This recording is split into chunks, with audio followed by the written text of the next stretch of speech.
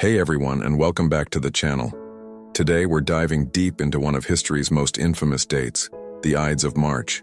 We all know the famous line, "Et tu, Brute?" and that Julius Caesar was assassinated. But the story you learned in school? That's just the tip of the iceberg. The real story is a gripping tale of political ambition, personal betrayal, and a meticulously planned conspiracy that changed the course of Western civilization forever. So, grab your toga, because we're about to travel back to 44 BC and uncover what really happened on that fateful day in Rome. Let's set the scene. By early 44 BC, Julius Caesar was the most powerful man in the world. He had conquered Gaul, won a brutal civil war, and had been declared dictator perpetuo, dictator for life. To many Romans, especially the common people, he was a hero. He reformed the calendar, offered land to his veterans, and funded grand public works. But to a small, powerful group within the Roman Senate, he was a tyrant in the making. They saw his consolidation of power not as the act of a benevolent leader, but as the death knell of the Roman Republic, which had stood for nearly 500 years. They feared he would soon declare himself king, a title the Romans had despised since they overthrew their last monarch centuries earlier. This fear and resentment began to fester, and a conspiracy started to take shape. The ringleaders were two men you've probably heard of, Marcus Junius Brutus and Gaius Cassius Longinus. Cassius was the pragmatic, fiery instigator, driven by a deep-seated hatred for tyranny. He saw Caesar as a direct threat and was determined to remove him by any means necessary. Brutus, on the other hand, was a more complex figure. He was a respected philosopher and a descendant of the man who had founded the Roman Republic by expelling the last king. He actually admired Caesar personally and had been pardoned by him after fighting on the opposing side in the Civil War. For Brutus, the decision to join the conspiracy was a torturous internal conflict between his personal loyalty and what he saw as his patriotic duty to save the Republic. It was this internal struggle that would make his betrayal so legendary. Together, Brutus and Cassius recruited around 60 other senators. These weren't just random malcontents. They were some of Rome's most prominent men, many of whom owed their careers and even their lives to Caesar's mercy. This is what makes the plot so chilling. It was an inside job, carried out by Caesar's own friends and allies. They called themselves the Liberatores, or the Liberators, believing they were acting for the good of Rome. They set a date for their assassination, the Ides of March, March 15th. Why this date? It was the day of a scheduled Senate meeting, and Caesar was expected to attend. Crucially, it was just before he was due to leave on a 3-year military campaign against the Parthian Empire. If they didn't act now, their chance would be lost, and Caesar might return even more powerful and popular than before. As the day approached, the tension in Rome was palpable. According to ancient historians like Plutarch and Suetonius, the omens were not good. Tales of strange lights in the sky, unsettling dreams, and sacrificial animals with missing organs spread through the city. Caesar's own wife, Calpurnia, had a terrifying nightmare the night before the Ides. She dreamed she was holding Caesar's murdered body and begged him not to go to the Senate meeting.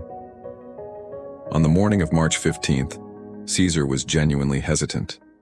He was not feeling well, and, influenced by Calpurnia's pleas and the worrying omens, he considered staying home. This is a critical moment. If he had listened to his wife, history would be completely different. But the conspirators had a plan for this, one of their own. A man named Decimus Brutus, not to be confused with Marcus Brutus, was a close and trusted confidant of Caesar. When word got out that Caesar might not attend, Decimus was dispatched to his house. He skillfully manipulated Caesar, mocking the superstitions and telling him that the Senate was waiting to officially grant him even more honors. He played on Caesar's ego and his sense of duty, essentially telling him it would be rude and unbecoming of a man of his stature to snub the Senate over a woman's dream. Decimus's persuasion worked. Caesar changed his mind and decided to go. As he left his home, a soothsayer who had previously warned him to beware the Ides of March was in the crowd. Caesar, now feeling confident, reportedly joked to him, "The Ides of March have come." The soothsayer chillingly replied, "Aye, Caesar, but not gone." Caesar made his way to the theater of Pompey, where the Senate was temporarily meeting. As he walked, a teacher named Artemidorus tried to hand him a scroll that detailed the entire assassination plot, naming every conspirator. He urged Caesar to read it immediately, telling him it was of vital importance.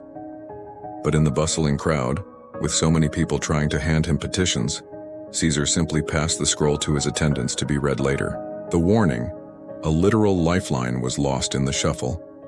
This was the final tragic missed opportunity. Once inside the Senate chamber, the plan was set into motion. Mark Antony, Caesar's loyal co-consul and a formidable general, was deliberately delayed outside by one of the conspirators. They knew Antony would fiercely defend Caesar, so they needed him out of the way. As Caesar took his seat, the assassins gathered around him, pretending to present a petition. The chosen petitioner was Julius Caesar, who was asking for his exiled brother to be pardoned. This was the signal. As Caesar knelt, he grabbed Caesar's toga and pulled it down from his neck. This was the sign for the attack to begin. The first to strike was Publius Servilius Casca, who lunged with his dagger but, being nervous, only managed to graze Caesar's neck. Caesar, a seasoned soldier, sprang into action. He cried out, "Vile Casca, what is this?" and stabbed Casca's arm with his stylus, a sharp writing instrument. For a moment, it seemed he might fight them off, but then the others swarmed him. Suddenly he was surrounded, a lone man against dozens, each one armed with a hidden dagger. They stabbed him from all sides in a frenzy of violence. According to the accounts, he stopped resisting when he saw Marcus Brutus among his attackers. Seeing the man he had mentored and treated like a son coming at him with a dagger was the final blow. It was at this moment that he is said to have uttered his famous last words. While Shakespeare immortalized et tu Brute, the historian Suetonius suggests he might have said in Greek, kai su teknon, which means, "You too, my child." Regardless of the exact words, the sentiment was clear. The betrayal by Brutus was what truly broke him. Caesar then pulled his toga over his head, accepting his fate, and collapsed at the base of a statue of his former rival, Pompey the Great. The irony was immense. Caesar died at the feet of his vanquished foe. The aftermath was not what the liberators had hoped for. In their idealistic vision, they thought the Roman people would hail them as heroes for restoring the Republic. They ran into the streets shouting, "Liberty, freedom, tyranny is dead." But instead of cheers, they were met with stunned silence and fear. The public was horrified by the brutal murder of a leader many of them adored. The Senate was thrown into chaos. Rather than restoring order, the assassination created a massive power vacuum. Mark Antony, who had been conveniently detained, seized the moment. At Caesar's public funeral, he delivered a masterfully manipulative speech, reading Caesar's will aloud. The will revealed that Caesar had left a considerable sum of money to every Roman citizen and had bequeathed his private gardens to the public as a park. This turned the already grieving populace into an enraged mob. They hunted down the conspirators, burning their homes and driving them out of Rome. The assassination, intended to save the Republic, did the exact opposite. It triggered a new and even more destructive series of civil wars. On one side were the liberators, Brutus and Cassius. On the other was a new alliance, Mark Antony and Caesar's young and previously unknown great-nephew and adopted heir Octavian. This young man, only 18 years old at the time, would prove to be even more politically ruthless and brilliant than Caesar himself. Within a few years, Brutus and Cassius were defeated and took their own lives. Then, Octavian and Antony turned on each other, culminating in the famous Battle of Actium. Octavian emerged as the sole victor. He consolidated power, took the name Augustus, and became the very thing the conspirators had killed Caesar to prevent, an absolute ruler. He became Rome's first emperor, and the Roman Republic was gone forever, replaced by the Roman Empire. So, the Ides of March wasn't just an assassination. It was a catastrophic miscalculation. The conspirators, in their attempt to preserve their vision of Rome, inadvertently destroyed it.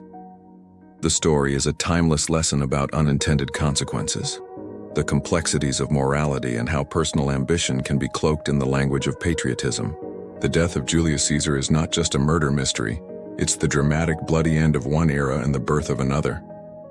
Thanks so much for watching. What do you think? Were the conspirators heroes or villains?